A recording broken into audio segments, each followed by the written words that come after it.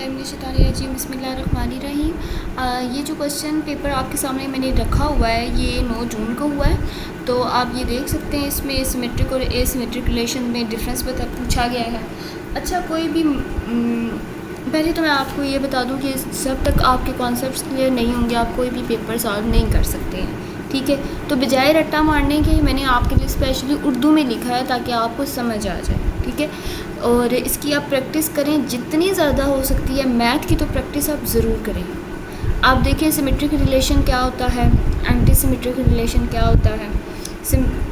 इसके बाद total number of functions में क्या बताया गया है, टोटल नंबर ऑफ़ फंक्शंस जो है वो आपने कैसे फाइंड आउट करने हैं, ठीक है। उसके बाद क्वेश्चन नंबर 2 है कि सेट बिल्डर फॉर्म क्या होती है और इसे कैसे लिखा जाता है। तो पहले आपको पता होनी चाहिए सेट बिल्डर फॉर्म में हम सेट के जितने भी एलिमेंट्स हैं ना उनको एक साथ नहीं लिखते हैं, बल्कि हम क्या करते हैं कि उनकी कॉमन प्रॉपर्टी होती है जिसके ज़रिए हम उसे डिस्क्राइब करते हैं। तो ये टेबुलर फॉर्म पहले बताई गई है कि एक ए जो है इसमें जो इवन नंबर्स हैं 1 से लेकर 10 तक वो 2 4 6 8 10 है, ठीक है। सेट बिल्डर फॉर्म में लिखने के लिए हम किस तरह से लिखेंगे, उसके लिए सबसे पहले तो एक्स आपने लिखना है element and z b b ऐसे करके, ठीक है। और फिर आपने दरमियान में ये जो लाइन डालनी है वर्टिकल, इसे आप कहते हैं सच डैट। ये भी क्वेश्चन आ सकता है, ठीक है। तो इसमें एक्स जो है वो इवन है और 2 लेस दैन जो 2 से छोटे हैं, ठीक है। एक्स में आप देखें एक्स दरमियान में लिखा हुआ है नहीं, ठीक है। और एक तरफ जो 2 लिखा हुआ है नहीं और आखिर में 10 लिखा हुआ नहीं, इनकी पहली वैल्यू और आखिरी वैल्यू लिख दी है नहीं। जितने भी 2 से लेस दैन या इक्वल टू हैं। और इसके बाद तीसरा क्वेश्चन जो आया है वो डायरेक्टेड ग्राफ के बारे में आया है। डायग्राफ से रिलेशन कैसे बनाया जाता है, ठीक है।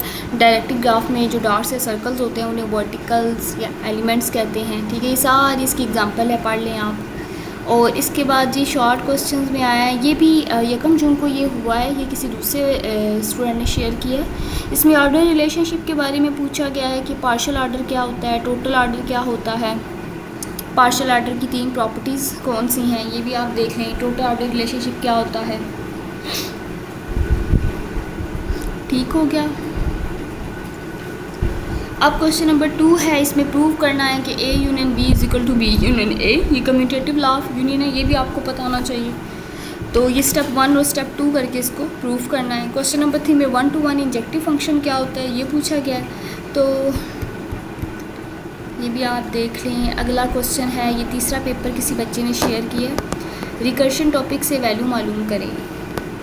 तो ये सबसे पहले तो आपको ये कॉन्सेप्ट क्लियर होना चाहिए ना, फिर आप इसकी यहाँ से प्रैक्टिस करें, ठीक हो गया। पहले आपको पता होना चाहिए कि रिकर्शन होती क्या है। आपको कोई भी क्वेश्चन की कन्फ्यूजन है तो आप कमेंट्स में पूछ सकते हैं। फ़िलहाल इतना टाइम नहीं होता है कि हम पेपर्स के दिनों में 30-30 मिनट्स की वीडियो जो है वो अपलोड करें, क्योंकि स्टूडेंट्स के पास टाइम नहीं होता है कि वो 30 मिनट की वीडियो देखें, तो हम फिर एक्सप्लेन नहीं कर सकते। क्वेश्चन नंबर 3 देख लें।